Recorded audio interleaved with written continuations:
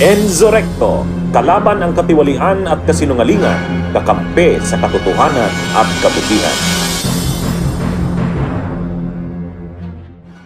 Tila pumalpak ang balak nitong sina Sara Duterte na itakas ang kanyang Chief of Staff na si Zuleika Lopez. Kung bakit ko po ito nasabi mga kabunyog, panoorin na muna po natin itong balita.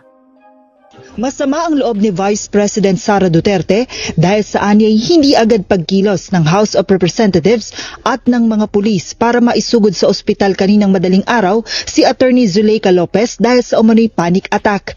Kwento ni VP Sara, wala umanong tumulong sa kanila para madala sa ospital ang kanyang Chief of Staff nang magsuka ito at mag-collapse matapos malamang may order ang Kamara na ilipat siya sa Women's Correctional Institution sa Mandaluyong kagabi.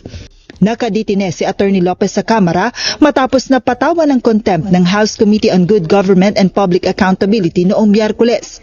Ayon kay VP Sara, tumawag siya ng doktor at sinabi na kung maaari ay isakay na lamang sa isang private vehicle si Attorney Lopez upang madala sa ospital. Subalit nang dumating na ang pribadong sasakyan na magdadala kay Attorney Lopez, ay bigla na lamang umanong sumulpot ang ambulansya ng mga pulis. So, ibig sabihin, nandun lang sila sa vicinity, sa loob ng HOR, wala silang ginawa. Sinabi na namin, doktor ninyo, doktor namin, kahit sinong doktor. Ambulance ninyo, ambulance namin, kahit anong ambulance yan. Tapos bigla, nung ilalagay na sa private vehicle, biglang may operasyon darating na ambulance ng police. Ayon pa sa Vice Presidente, laking gulat na lamang nila nang dalhin sa Veterans Memorial Medical Center si Attorney Lopez, imbis na sa St. Luke's Medical Center kung saan naroroon ang kanyang medical records. Nang madala sa Veterans Hospital, muling gumawa ng paraan si VP Sara para mailipat ng St. Luke's ang kanyang Chief of Staff. Mariing tinuligsa ng Vice Presidente ang anyay pakikialam ng mga pulis, gayong ang mga doktor at kaanak lamang nito ang may karapatang magdesisyon sa kalagayan ng pasyente. Bigla na lang, nagulat kami lahat, nandun na kami sa veterans. Bakit? Di ba parehong hospital lang naman yun? Veterans or St. Luke's Hospital. Tapos kanina, ayaw na naman nila tumulong. At hanap kami ng ambulance, wala namang ambulance. So sabi ko, magbayad na lang tayo ng ambulance, kausapin natin ang St. Luke's, anong pwedeng gawin. Nung dumating na yung ambulance ng St. Luke's, biglang meron na namang dumating na ambulance ng police. Tapos nung nakita ko, nilagay nila naan naman doon sa ambulance nila yung pasyente. Tapos sasarahan ako ng pinto sa mukha ko. Masyadong sinungaling at scheming yung mga pulis ba na ganyan yung ginagawa nila sa pasyente. Kasama rin sa kinwestiyon ni VP Sara ang dami ng mga pulis na nagbabantay sa paligid ng ospital, gayong hindi naman kriminal o suspect si Attorney Lopez. Kumbinsido naman ng pangalawang pangulo na attempted homicide ang ginagawa ng mga otoridad sa kanyang Chief of Staff. Naniniwala ako na it was attempted homicide because she feared for her life. Pag nakakita siya ng uniform ng police na, natataranta siya. Kasi imagine mo ba naman, nine, biglang papasok sa kwarto mo. Wala naman tayong problema eh. Ano bang problema natin? Nandoon nakadetain yung tao. Mag-a-attend ng hearing. Nagbibisita kami. Sinusunod namin yung oras ng pagbisita. I don't understand. Why do you have to antagonize a detainee? Ito naman ang naging reaksyon ng Vice Presidente kaugnay sa umano'y planong paglilipat kay Attorney Lopez sa Correctional Institution for Women. Well, likely, baka ganun nga. They're so dishonest yung mga police. Alam mo yun, ngayon ko lang narinig yan, na kaya pala sinasakay nila doon sa ambulance. Kasi ilalagay nila doon sa correctional facility. It's doubly dishonest. Kasi hindi naman ang pulis ang masusunod sa isang pasyente, ang doktor tsaka ang next of kin. Sa naunang interview kay VP Sara kaninang madaling araw, tahasan nitong sinabi na si House Speaker Martin Romualdez ang dapat na managot sakaling may mangyaring masama kay Attorney Lopez. Martin Romualdez, ikaw magbayad ito lahat. Pag namatay ito, ikaw magbayad lahat. Kung ano ang gusto ng nanay ni Zuleika Lopez, ikaw magbayad lahat. Kasalanan mo ito. Kasi gusto mo magpresidente, hinahabol mo ako. Tigilan mo na yung ambisyon mo. Sa ngayon ay wala pang pahayag na inilalabas si Speaker Martin Romualdez kaugnay sa mga naging pahayag ni VP Duterte. Yan po mga kabunyog, narinig po natin ang balitang ito. Sabi dito, nakatakda na daw ilipat itong si Attorney Zuleika sa Women Correctional Facility. Pero ito daw ay nahimatay at nagpanik kaya dinala ito sa hospital. At sabi sa balita, ihahatid dapat sa private ambulance ng mga kapamilya itong si Zuleika. Pero ito ay inunahan ng mga pulis na may dala rin ng ambulansya para ihatid ito sa hospital. Dito na raw nagalit itong sina Sara kung bakit nakikialam daw ang mga pulis sa paghatid dito kay Zuleika. Hay naku, dami nitong reklamo ni Sara. Siyempre naniniguro ang ating mga kapulisan na hindi tatakas itong si Zuleika sa pagkakakontempt sa kamara. Hindi naman pwedeng dalhin lang ng isang private ambulance na walang permiso ng ating mga kapulisan kasi sila rin ang mananagot sa batas. Kahit Vice Presidente pa si Sara, hindi dapat siya bumabali ng batas, mayroon order ang mga kapulisan dapat sundin. Kaya dapat tandaan ni Sara na walang nakakaangat sa batas, kahit Vice Presidente pa siya. Anyway, ito po ang buong interview kay Sara Duterte. Panoorin po natin ito. Hindi ko alam kung ano yung mga ginagawa ng mga doctors, pero sinabi ko lang sa kanya na gusto ng nanay na tingnan siya ng mga doctors at yun, sinabihan ko yung mga doctors na gawin nila lahat kung ano yung kailangan nila gawin. Tapos bigla nung ilalagay na sa private vehicle, biglang may aparisyon, darating na ambulance ng police. Sinabi nung next of kin, sinabi ng doktor, dalhin nyo sa St. Luke's QC, kasi dito siya lagi na-admit sa lahat ng kanyang problema. Dito lagi siya na-admit. So nandito yung medical records.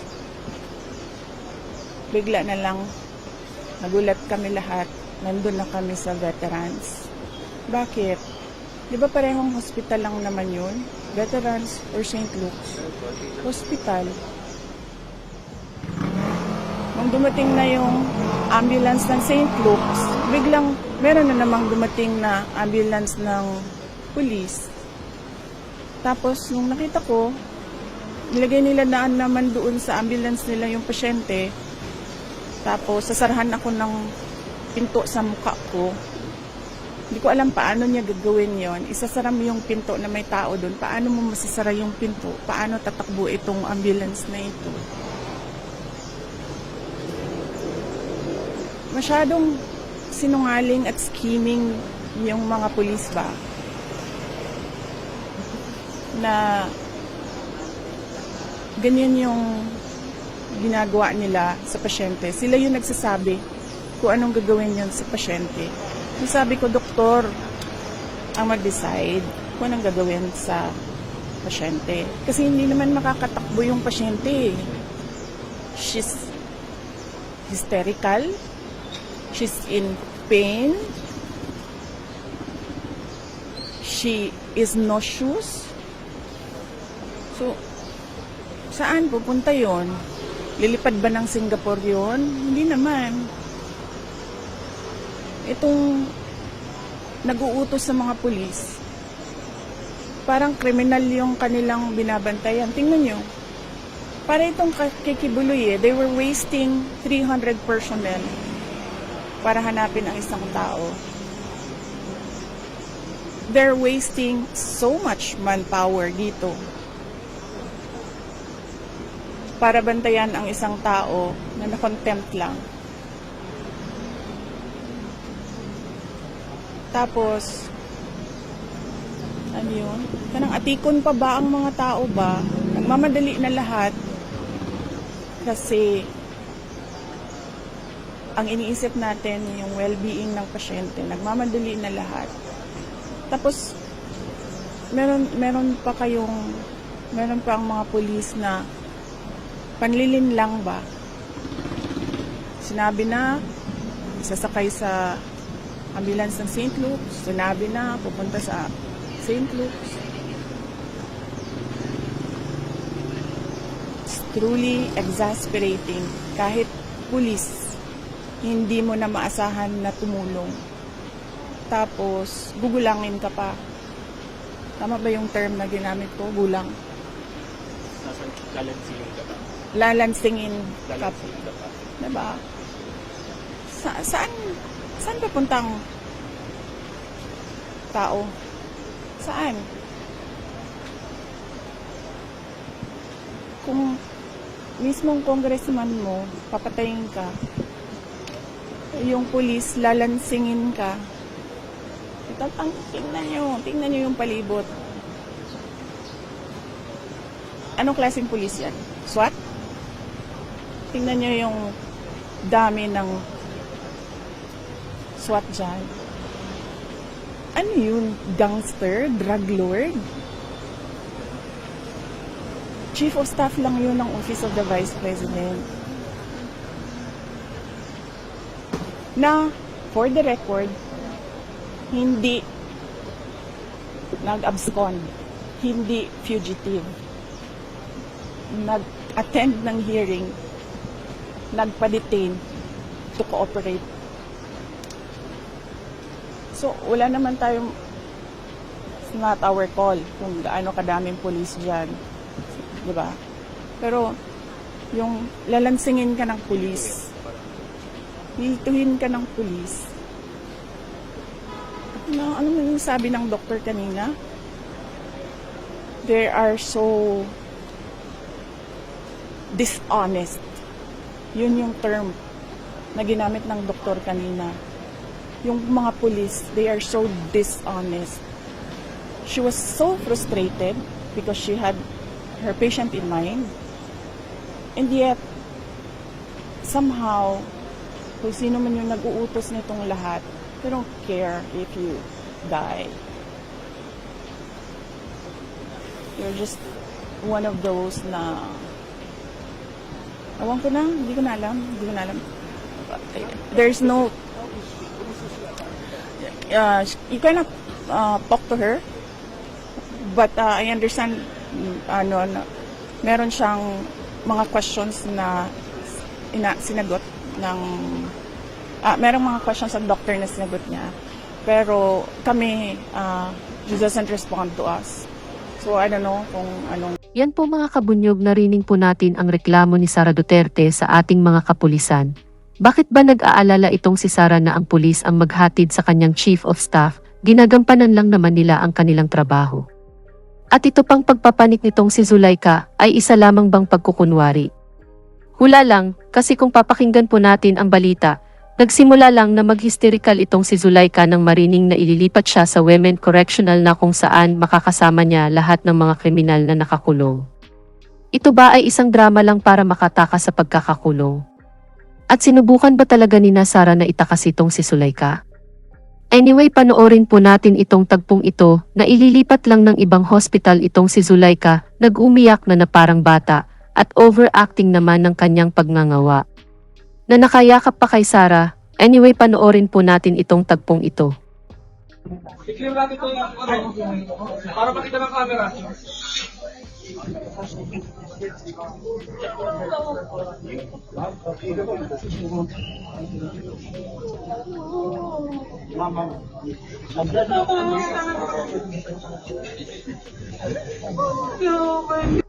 Teka. Nakita ba ninyo iyon mga kabunyog? Huling-huli ang ebidensya, nandoon na si Sara Duterte sa harapan ni Zuleika, at nang humarap na ang kamera sa kanila biglang nagdrama itong chief of staff niya. Hay nako. Something fishy. Parang palabas lang ata ang sakit-sakitan nitong si Zuleika para makatakas. Ano sa palagay ninyo mga kabunyog? Kayo na po ang humusga. Panoorin ulit natin itong tagpo. I-clear natin ito yung para makita ng camera.